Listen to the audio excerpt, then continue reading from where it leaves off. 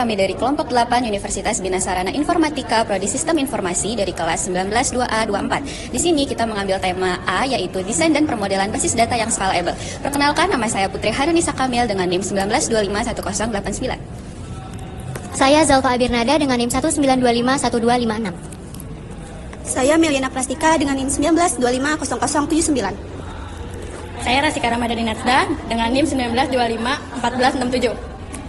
Saya Amar Ibrahim dengan NIM 19250553. Saya Marcelinus Andriano Kamba dengan NIM 19250447. Saya Almatri Juneda dengan NIM 192524. Saya Muhammad Faisal Hakim dengan NIM 192523. Saya Hafiz Aditya Pramana dengan NIM 19251176. Saya Sekarayu Pranesti dengan NIM 19251370.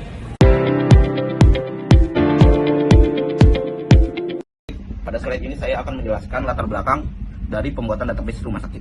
Rumah sakit mengelola banyak sekali data penting seperti data pasien, dokter, rekam medis, jadwal pemeriksaan, obat, hingga pembayaran. Jika semua data tersebut masih dikelola secara manual atau terpisah-pisah, proses pencarian, penyimpanan, dan pembaruan data akan menjadi lebih lambat serta berisiko kesalahan atau duplikat data. Oleh karena itu, dibutuhkan sebuah database yang terstruktur agar seluruh informasi dapat tersimpan secara terintegrasi dalam satu sistem. Dengan adanya database, pengelolaan data lebih cepat, akurat, dan aman. Selain itu, database juga memudahkan petugas rumah sakit dalam membuat laporan, mencari informasi pasien, serta membantu manajemen dan mengambil keputusan dengan lebih efektif. Jadi, tujuan dari perancangan database ini adalah untuk meningkatkan efisiensi operasional rumah sakit dan memberikan pelayanan yang lebih baik kepada pasien. Jadi di sini saya akan menjelaskan IRD awal sebelum dinormalisasi. Bisa kita lihat di dalam satu entitas tunggal ini, semua atribut dari domain bisnis yang berbeda dipaksa masuk ke tempat yang sama. Mulai dari identitas pasien, ada pasien ID, ada pasien first name, ada pasien last name. Di tabel yang sama juga ada identitas staff, mulai dari staff ID, staff first name, hingga staff last name. Dan yang terakhir adalah adanya data operasional seperti admission date time, room ID, dan medical condition, yang digabungkan di sini tanpa adanya pemisahan objek ataupun relasi antar tabel. Model flat tabel seperti ini membawa dampak yang sangat buruk bagi sistem operasional harian rumah sakit. Masalah utamanya adalah di redundansi data. Jika seseorang pasien bernama Budi berkunjung 10 kali, maka nama depan Budi harus diketik dan disimpan berulang sebanyak 10 baris di hard disk. Hal ini tidak hanya memboroskan ruang penyimpanan, tetapi juga memicu anomali update. Jika ada kesalahan penulisan, kita harus mengubah ratusan baris secara bersamaan yang berisiko tinggi menyebabkan inkonsistensi data. Oleh karena itu, skema ini wajib dirombak melalui proses normalisasi.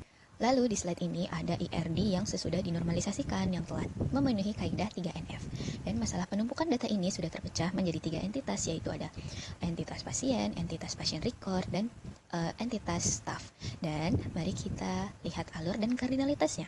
Di bagian kiri ada data master pasien, dan tabel pasien ini dihubungkan ke tabel transaksi, yaitu pasien record, yang berrelasi memiliki dan kardinalitasnya adalah one to many, yang artinya satu pasien unik hanya memiliki satu biodata master, tetapi ia dapat melakukan banyak kali kunjungan rekam medis. Dan begitu pula di sisi kanan ada data master staff medis yang dihubungkan ke pasien record, dan relasinya adalah menangani dan kardinalitasnya adalah one to many, yang berarti satu staff bisa menangani banyak baris rekam medis pasien secara bergantian. Dengan pemisahan ini, aturan 2NF telah terpenuhi karena semua atribut non-key di tabel tengah kini bergantung sepenuhnya pada primary key pasien record ID tanpa adanya ketergantungan parsial. Dan aturan 3NF juga terpenuhi karena ketergantungan transitif telah dihilangkan. Biodata pasien dan staff kini dikelola di tabel master masing-masing dan bukan lagi menjadi satu di dalam tabel pasien record atau tabel transaksi. Dan aliran data ini dijaga ketat oleh integritas data forensic key, pasien ID dan staff ID yang tertanam di tabel tengah. Sekarang, jika pasien Budi berkunjung 1000 kali, namanya tetap hanya tersimpan menjadi satu di database, membuat performa query menjadi jauh lebih ringan dan aman dari anomali data. Pada gambar pertama ini ditampilkan kondisi database yang masih belum dinormalisasi atau masih berbentuk data mentah. Semua informasi seperti data pasien, data record pasien, dan data staff masih digabung di dalam satu tabel yang bernama raw hospital data. Primary key pada tabel ini adalah ID raw hospital data, sedangkan atribut lainnya terdiri dari patient ID, nama depan dan nama belakang pasien, staff ID, nama depan dan nama belakang staff, room ID, admission date time, serta medical condition. Karena semua data berasal dari dalam satu tabel, maka akan muncul beberapa masalah, seperti duplikasi data. Misalnya, jika suatu saat ada satu pasien melakukan beberapa kali rawat inap, maka nama pasien akan terus berulang di setiap baris. Begitu juga dengan data staf yang menangani pasien.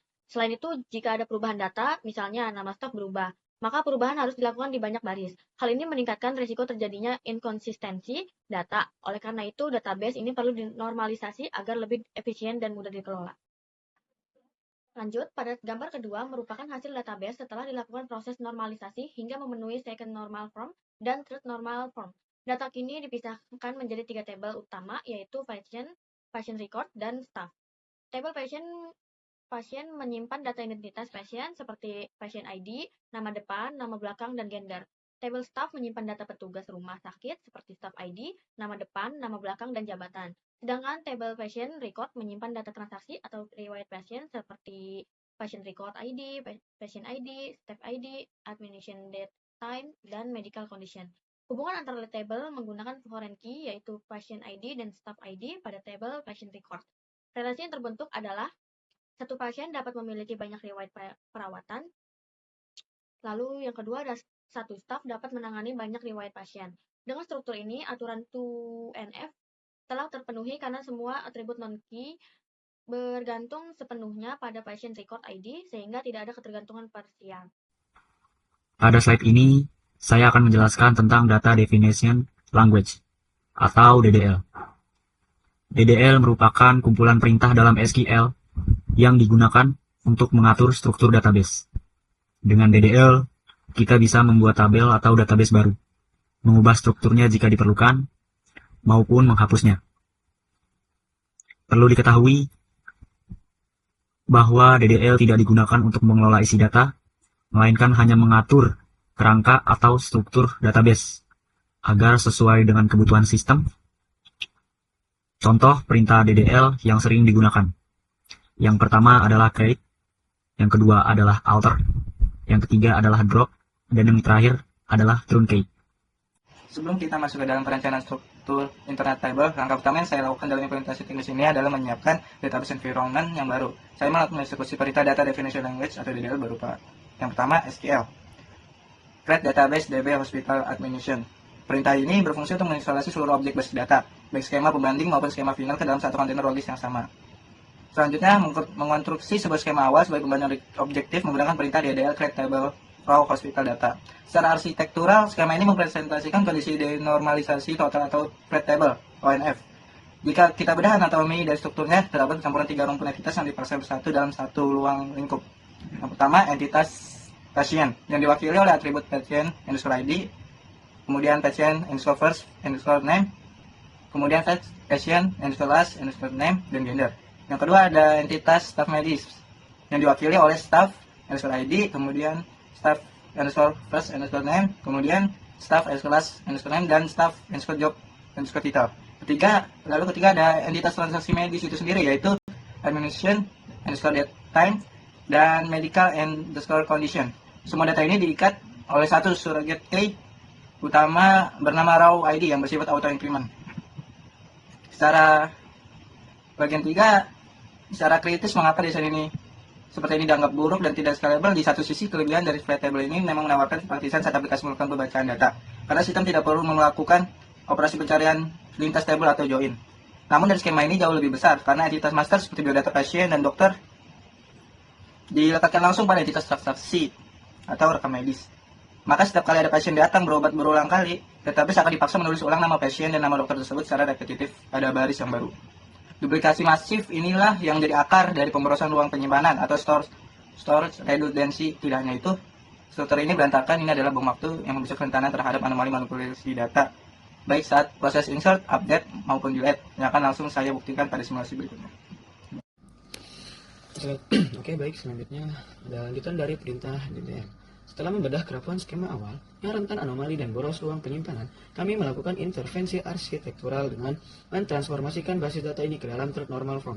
Pemisahan entitas bukan sekedar reposisi kolom, melainkan restrukturisasi logika yang didefinisikan secara rigid melalui 3 perintah DDL.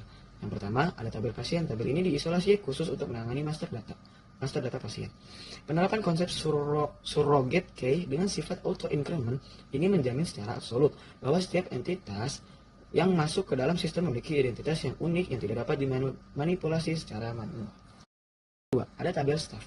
Sama halnya dengan entitas pasien, data mengenai tenaga medis dipisahkan ke dalam tabel master tersendiri. Mengapa ini krusial? Karena dalam skema rumah sakit, seorang dokter dapat menangani ratusan admisi pasien yang berbeda. Perubahan tersebut hanya terjadi pada satu baris tunggal di tabel ini. Tidak ada lagi replikasi penulisan yang membebani memori server. Ketiga, tabel pasien records. Ini adalah jantung dari skema transaksional atau transactional table. Tabel ini murni dirancang hanya untuk mencatat fakta objektif dari sebuah peristiwa medis, yaitu kapan admisi terjadi dan apa keluhan medisnya. Di tabel ini melepaskan seluruh ketergantungan fungsional terhadap biodata pasien maupun dokter. Kita masuk ke bagian penutup DDL Third Normal Form. Namun, signifikansi akademis tertinggi dari arsitektur Third Normal Form ini terletak pada deklarasi Zworyński di tabel pasien records. Ini bukan sekedar pipa penghubung untuk query, melainkan mekanisme pertahanan aktif untuk menegakkan integritas referensial. Dengan eliminasi ketergantungan parsial dan transitif ini, database DB Hospital Admission tidak hanya berjalan dengan struktur yang efisien, tetapi juga memiliki benteng akurasi data yang sangat kokoh langsung dari level engine paling bawah. Kemudian di sini ada data manipulation language. Data manipulation language atau DML adalah kumpulan perintah dalam SQL yang digunakan untuk mengelola dan memanipulasi data yang tersimpan dalam tabel database. DML memungkinkan pengguna melakukan berbagai operasi terhadap data tanpa mengubah struktur tabel. Perintah DML yang paling umum digunakan meliputi select untuk menampilkan data, insert untuk menambahkan data baru, update untuk mengubah data yang sudah ada, dan delete untuk menghapus data dari tabel. Kesempatan kali ini saya akan menjelaskan mengenai Data Manipulation Language atau DML yang digunakan dalam proyek database rumah sakit kelompok kami. DML atau Data Manipulation Language merupakan kumpulan perintah SQL yang digunakan untuk mengelola data di dalam database seperti menambah, mengubah, dan menampilkan data. Pada proyek kami, perintah DML yang digunakan adalah perintah insert, update, dan select. Yang pertama, insert, tampilan query insert di phpMyAdmin. Ini digunakan untuk menambahkan data ke dalam suatu tabel. Pada proyek ini, insert pertama digunakan untuk mengisi tabel raw hospital data, yaitu tabel sebelum proses normalisasi dilakukan. Tabel ini masih menyimpan data pasien dan dokter dalam satu tabel, sehingga terdapat pengulangan data. Selanjutnya, setelah proses normalisasi, perintah insert juga digunakan untuk mengisi tabel staff, pasien, dan pasien record. Pada tabel staff, data dokter dimasukkan ke dalam database yang meliputi nama depan, nama belakang, beserta gelar dan jabatan atau spesialisasinya. Pada tabel pasien, data pasien yang dimasukkan meliputi nama depan, nama belakang, jenis kelamin, dan setiap pasien itu memiliki pasien ID yang dibuat secara otomatis sebagai identitas unik. Kemudian, pada tabel pasien record, data yang dimasukkan meliputi pasien ID, staff ID, admission data time, dan medical condition. Tabel ini berfungsi untuk menghubungkan data pasien dengan data dokter sekaligus menyimpan riwayat pemeriksaan pasien. Setelah seluruh query dijalankan, data berhasil tersimpan ke dalam masing-masing tabel dan dapat dilihat melalui menu browser pada phpMyAdmin. Yang kedua, di sini perintah update digunakan untuk mengubah data yang sudah tersimpan di dalam database. Pada proyek ini, update digunakan untuk mendemonstrasikan update anomali. Sebelum normalisasi, perubahan nama dokter dilakukan pada tabel raw hospital data, sehingga beberapa baris harus diperbaharui karena data dokter tersimpan berulang. Setelah normalisasi, perubahan cukup dilakukan pada tabel staff sehingga hanya satu baris yang diperbaharui. Hal ini menunjukkan bahwa normalisasi dapat mengurangi redundansi data dan menjaga konsistensi data. Yang ketiga, di sini ada perintah select digunakan untuk menampilkan data dari database. Pada proyek ini, perintah select digunakan untuk menampilkan informasi pasien berdasarkan data yang tersimpan di dalam database. Pada query yang ditampilkan juga terdapat penggunaan join untuk menggabungkan beberapa tabel. Penjelasan mengenai join akan dijelaskan lebih lanjut oleh rekan satu kelompok saya. Setelah query dijalankan, hasilnya akan menampilkan informasi pasien berdasarkan data yang diperlukan sesuai dengan query yang dibuat. Yang keempat, ada perintah explain. Perintah ini digunakan untuk melihat bagaimana database menjalankan sebuah query. Melalui explain, kita dapat mengetahui proses yang dilakukan MySQL saat mengambil data sehingga dapat digunakan untuk menganalisis efisiensi query yang dibuat. Demikian penjelasan mengenai perintah data manipulation language yang digunakan pada proyek database rumah sakit kelompok kami. Saya akan menjelaskan bagian query SQL join yang digunakan untuk menggabungkan data dari 3 tabel hasil normalisasi. Pada bagian pertama, perintah select, di bagian ini saya menentukan atribut apa saja yang akan ingin ditampilkan pada hasil query. Atribut yang dipilih adalah staff pasien first name dan pasien last name dari tabel pasien, kemudian ada staff first name dan staff last name dari tabel staff, serta admission date time dan medical condition dari tabel pasien record. Jadi, yang ditampilkan bukan seluruh isi tabel, melainkan hanya informasi yang memang dibutuhkan. Lalu pada bagian form, pasien record R, tabel pasien record dijadikan sebagai tabel utama. Alasannya, karena tabel ini merupakan tabel transaksi yang menyimpan riwayat pemeriksaan pasien. Di dalam tabel tersebut, terdapat pasien ID, staff ID yang berfungsi sebagai foreign key untuk menggabungkan ke tabel lainnya. Selanjutnya, terdapat join pasien P on R dot pasien underscore ID sama dengan P pasien ID.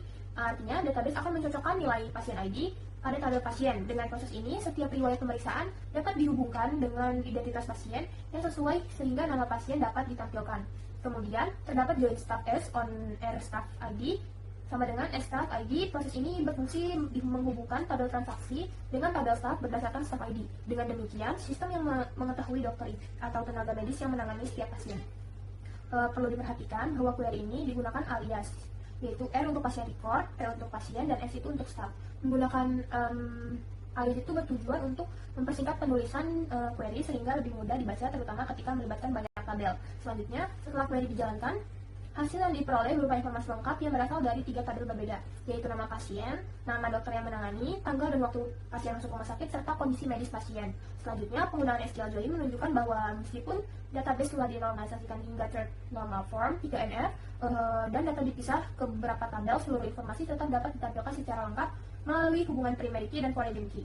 Struktur ini membuat database lebih efisien, mengurangi redundasi data, menjaga konsistensi data, dan mempermudah proses pemeliharaan apabila di kemudian hari terjadi perubahan data.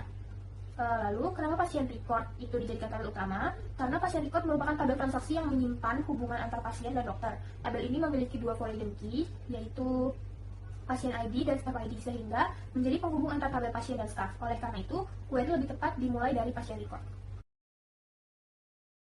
Memasuki tahap kelima, yaitu melakukan pengajuan performa query secara objektif menggunakan instruksi explain analyze langsung pada database PostgreSQL. Silakan perhatikan visual analog bagi admin di layar.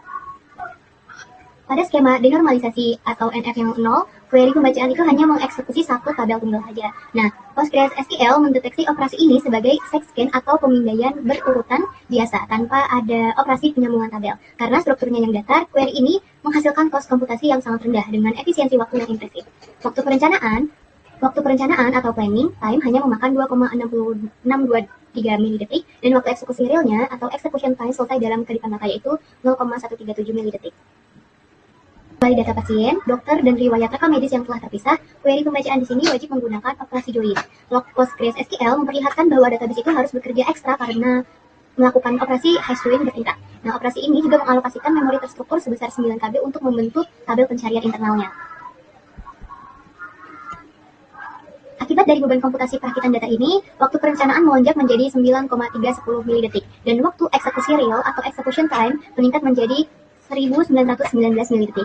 Nah, angka ini menunjukkan penurunan kecepatan respons pembacaan yang cukup signifikan jika dibandingkan dengan skema denormalisasi sebelumnya. Berdasarkan hasil log komputasi real tersebut, mari kita jawab pertanyaan inti dari penelitian ini, yaitu yang pertama, seberapa besar dampak keputusan normalisasi versus denormalisasi terhadap performa query di sistem nyata. Skema denormalisasi itu memiliki performa pembaruan data yang sangat buruk, mahal, dan juga beresiko tinggi memicu anomali data. Sebaliknya, skema normalisasi ketiga, normal form, unggul secara mutlak dalam menjaga konsistensi data secara struktural karena mengimplementasikan prinsip single source of truth.